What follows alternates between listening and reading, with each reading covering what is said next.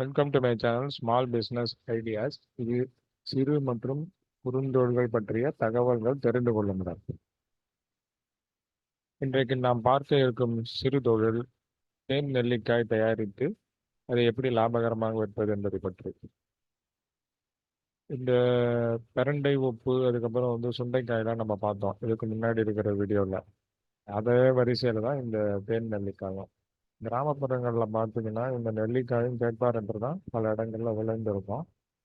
சிறு வயதில் எல்லாருமே கல் எடுத்து அடித்து அந்த நெல்லிக்காயெல்லாம் பறித்து நம்ம சாப்பிட்ருப்போம்.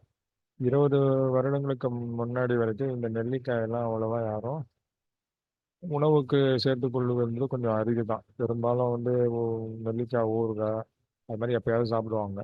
அடிக்கடி சேர்த்துக்கொள்வது என்பது கொஞ்சம் அரிதாக தான் இருந்தது. ஆனால் கடந்த 10 வருடங்களாக மக்கள் நடுவில் இந்த ஆயுர்வேதம் சம்பந்தப்பட்ட விழிப்புணர்வு அது ஏற்பட்டதிலிருந்து இந்த நெல்லிக்காயின் பயன்பாடு அதிகரித்திருக்கிறது. அதனால் இதனுடைய தேவையும் நமக்கு அதிகரித்து காணப்படுகிறது. அதை பயன்படுத்தி நம்ம எப்படி ஒரு சிறு தொழில் செய்து லாபம் பார்க்க முடியும் என்பதை பற்றி இந்த காணொலியை நம்ம விரிவாக பார்க்கலாம்.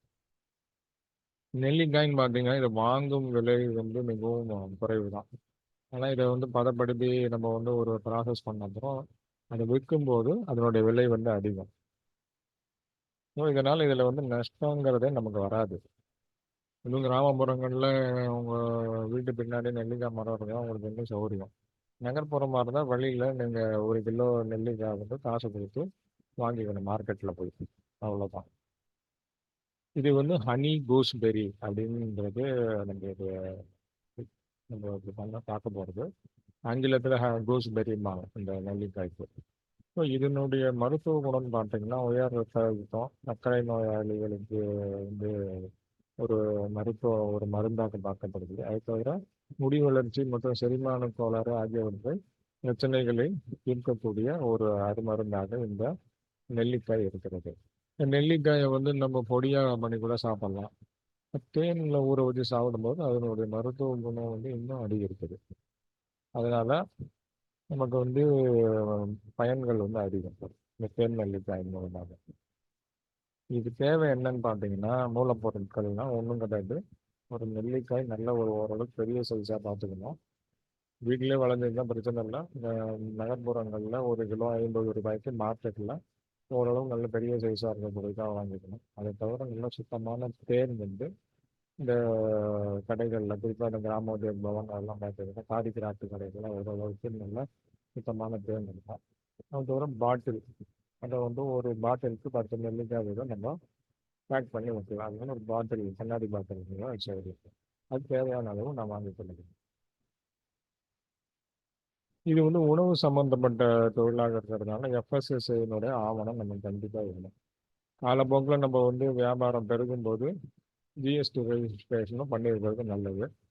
முறையான ஆவணங்கள் வைத்திருந்தால்தான் நாம் ஒரு பேங்க் லோனுக்கு போக முடியும். எதையுமே தொடங்கும் போது நம்ம சரியான ஒரு டாக்குமெண்ட்ஸ் வச்சுக்கிட்டு ஸ்டார்ட் பண்ணுறது நல்லது.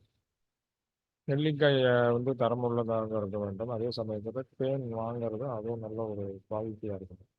ஃபஸ்ட்டு என்ன பண்ணலாம்னா இந்த நெல்லிக்காய் வாங்கின பிறகு நம்ம சுத்தம் பண்ணலாம். சுடு தண்ணீரில் ஓரளவுக்கு ஊற வச்சு அதை சுத்தம் பண்ண பிறகு அதை வேக வைக்கணும். அதாவது பெரிதளவு தண்ணீர் சேர்த்து வேக வைத்துக் கொள்ள வேண்டும். நெல்லிக்காய் மிதமான பதத்திற்கு வெந்தவுடன் அதனை வெளியே எடுத்து அதில் 1 அல்லது 2 துளை வைத்துக் கொள்ள வேண்டும். அதாவது நெல்லிக்காய் வெந்நீரில் இந்த வேக வைக்கணும். ரொம்ப வேக வைக்கக்கூடாது. ஓரளவுக்கு அது மிதமான அளவுக்கு வெந்தவுடன் அதை நம்ம வெளியில் எடுத்து அதில் சின்ன ஹோல்ஸ் போடணும்.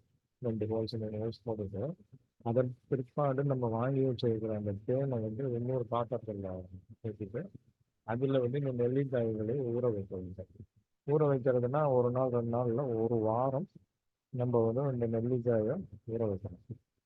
1 வாரம் வரை தேனில் ஊற வைக்க வேண்டும். 1 வாரம் கழித்த பிறகு என்ன பண்ணணும்னா அந்த நெல்லிக்காயை 10 10ஆக பிரித்து ஒரு பாட்டில்லையோ அல்லது கவர்லையோ, நம்ம அலுமினியம் ஃபாயில் கவர்லாம் பார்த்துருக்கோம். அது மாதிரி கவரில் லேபிள் நம்ம முன்னாடியே அது பிளான் பண்ணி வச்சுருக்கோம். ட்ரேட்மார்க் லேபிள் என்ன ஓட்டணும் நம்ம ரெடி பண்ணி வச்சுருக்கணும்.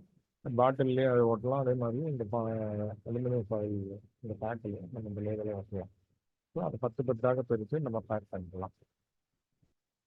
விற்பனைன்னு பார்த்தீங்கன்னா நீங்கள் வந்து நேரடியாக போய் அந்த அந்த மருந்து கடைகள், நாட்டு மருந்து கடைகள், மளிகை கடைகள் அதெல்லாம் போய் விற்கலாம் மார்க்கெட்டிங் மூலமாக. அல்லது நீங்கள் நம்மளே நேரடியாக கூட ஆன்லைன் மார்க்கெட்டிங் மூலமாக அதை ஆன்லைன் இது மூலமாக விற்க முடியும். ஒரு 10 தேன் நெல்லிக்காயினுடைய ஒரு பேக்கெட் வந்து 250 ரூபா வரைக்கும் விற்கலாம். தனியாக ஒரு நெல்லிக்காய்னா 20 ரூபா வரைக்கும் இந்த மார்க்கெட்டில் விற்கிறாங்க. சின்ன பேக்கெட் பாருங்க 20 ருபீஸ் 25 ருபீஸ் நம்ம பொடி கடை பொட்டி கடைகள்லேயே பார்க்குறோம். பாட்டிலாம் வைக்கும்போது ஒரு 250 ரூபா அப்படின்னு ஸ்டாண்டர்டாக இருக்கலாம். அமேசானில், ஃப்ளிப்கார்ட்லாம் போய் பார்த்தீங்கன்னா அந்த ரேட் உங்களுக்கு தெரியும். ஒரு பாட்டிலில் வந்து 10 தேன் நெல்லிக்காய் இருக்கும். அதனுடைய விலை 250 300 500 அது குவாலிட்டிக்கு தகுந்த மாதிரி போட்டிருப்பாங்க. நம்ம ஒரு அப்ராக்சிமேட்டாக ஒரு 200 ருபீஸ் வச்சுக்கோங்க. ஸோ மாதத்திற்கு ஒரு 60,000 வரை எளிதாக லாபம் சம்பாதிக்கக்கூடிய ஒரு தொழிலாக இந்த தேன் நெல்லிக்காய் தொழில் பார்க்கப்படுகிறது. இதேபோல் இன்னும் பல அரிய தகவல்களுடன் அடுத்த காணொலியில் நான் உங்களை சந்திக்கிறேன். நன்றி, வணக்கம்.